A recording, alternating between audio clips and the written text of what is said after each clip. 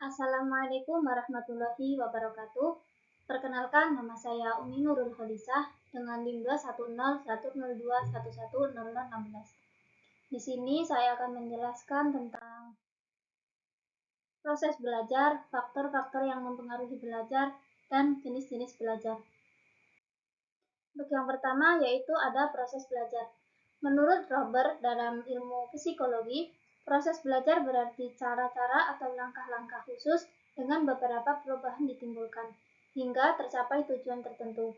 Dalam pengertian tersebut, tahapan perubahan dapat diartikan sepadan dengan proses. Guna mendapatkan hasil belajar yang maksimal, maka perlu didukung proses belajar yang efektif. Jadi, proses belajar adalah tahapan perubahan yang kognitif, afektif, dan psikomotor yang terjadi dalam diri peserta didik. Perubahan tersebut bersifat positif dalam arti berorientasi ke arah yang lebih maju daripada keadaan sebelumnya. Dalam uraian tersebut digambarkan bahwa belajar adalah aktivitas yang berproses menuju pada satu perubahan dan terjadi melalui tahapan-tahapan tertentu. Nah, yang selanjutnya ada tahapan-tahapan proses belajar. Dalam proses belajar, pasti ada beberapa hal yang menjadi tujuan dalam belajar. Menurut Jerome S. Brunner, salah seorang penentang teori Ersborn dalam proses pembelajaran, terdiri atas 3 tahapan, yaitu tahap informasi, tahap penerimaan materi, terus yang kedua ada tahap transformasi atau tahap pengubahan materi, dan yang ketiga ada tahap evaluasi. Yang pertama, tahap informasi atau tahap penerimaan materi. Dalam tahap informasi ini, seorang siswa yang sedang belajar memperoleh sejumlah keterangan mengenai materi yang sedang dipelajari. Di antara informasi yang diperoleh itu, ada yang sama sekali baru dan berdiri sendiri, ada pula yang berfungsi menambah, memperluas, dan memperdalam pengetahuan yang sebelumnya telah dimiliki. Nah, yang kedua ada tahap transformasi atau tahap pengubahan materi. Tahap transformasi ini merupakan informasi yang telah diperoleh, dianalisis, diubah, atau ditransformasikan menjadi bentuk yang abstrak atau konseptual, supaya kelak pada gilirannya dapat dimanfaatkan bagi hal-hal yang lebih luas. Bagi siswa pemula, fase ini akan berlangsung lebih lama apabila disertai dengan bimbingan guru. Yang terakhir ada tahap evaluasi. Dalam tahap evaluasi ini, seorang siswa akan menilai diri sendiri sampai sejauh mana pengetahuan informasi yang telah ditransformasikan tadi dapat dimanfaatkan untuk memahami gejala-gejala lain atau memecahkan masalah yang dihadapi.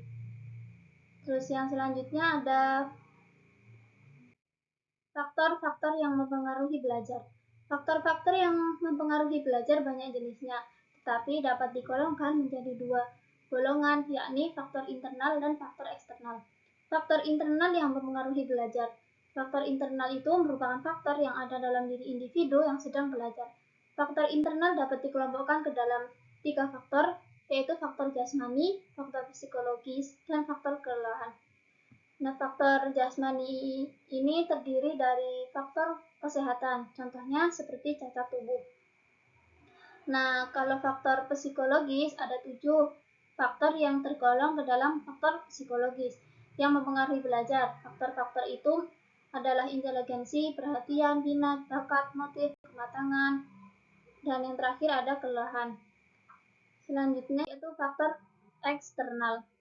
Faktor eksternal yaitu faktor dari luar diri anak yang ikut mempengaruhi belajar anak, antara lain berasal dari orang tua, sekolah, masyarakat. Nah, selanjutnya ada jenis-jenis belajar berkenaan dengan proses belajar yang terjadi pada diri siswa. Digne mengemukakan 8 jenis belajar, diantaranya yaitu belajar isyarat, belajar stimulus respon, belajar rangkaian, belajar asosiasi, belajar membedakan, belajar konsep, belajar hukum dan aturan, serta belajar pemecahan masalah. Nah, yang pertama ada belajar isyarat adalah melakukan atau tidak melakukan sesuatu karena adanya tanda atau isyarat, misalnya berhenti berbicara ketika mendapat isyarat telunjuk menyilang mulut sebagai tanda tidak boleh ribut. Yang kedua belajar stimulus respon. belajar stimulus respon terjadi pada diri individu karena ada rangsangan dari luar, misalnya berbaris rapi karena ada komando. Yang ketiga ada belajar rangkaian. Belajar rangkaian terjadi melalui perpaduan berbagai proses stimulus respon yang telah dipelajari sebelumnya, sehingga melahirkan perilaku yang segera atau spontan seperti konsep merah putih, panas dingin, ibu bapak, kaya miskin, dan sebagainya. Yang keempat ada belajar asosiasi verbal. Belajar asosiasi verbal ini terjadi bila individu telah mengetahui sebutan bentuk dan dapat menangkap makna yang bersifat verbal. Misalnya, kereta api seperti kaki seribu. Yang kelima ada belajar membedakan. Terjadi bila individu berhadapan dengan benda, suasana, atau pengalaman yang luas dan mencoba membeda-bedakan hal-hal yang jumlahnya banyak. Misalnya, suku bangsa menurut tempat tinggalnya. Terus yang keenam ada belajar konsep. Terjadi bila individu menghadapi berbagai fakta atau data yang kemudian ditafsirkan ke dalam suatu pengertian atau makna yang abstrak. Misalnya binatang, tumbuhan, dan manusia termasuk makhluk hidup. Nah, yang ketujuh ada belajar hukum atau informasi. Nah, belajar hukum atau informasi atau aturan terjadi bila individu menggunakan beberapa rangkaian peristiwa yang diberikan sebelumnya dan menerapkan atau menarik kesimpulan dari data tersebut menjadi suatu aturan. Dan yang terakhir ada belajar pemecahan masalah. Terjadi bila individu menggunakan berbagai konsep atau prinsip untuk menjawab suatu pertanyaan. Misalnya, mengapa harga bahan bakar minyak naik? Urutan jenis-jenis belajar tersebut merupakan tahapan belajar yang bersifat hierarkis. Jenis belajar yang pertama merupakan prasyarat bagi berlangsungnya jenis belajar berikutnya.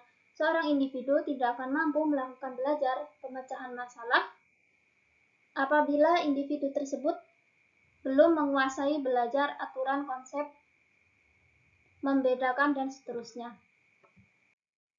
Sekian dan terima kasih. Wassalamualaikum warahmatullahi wabarakatuh.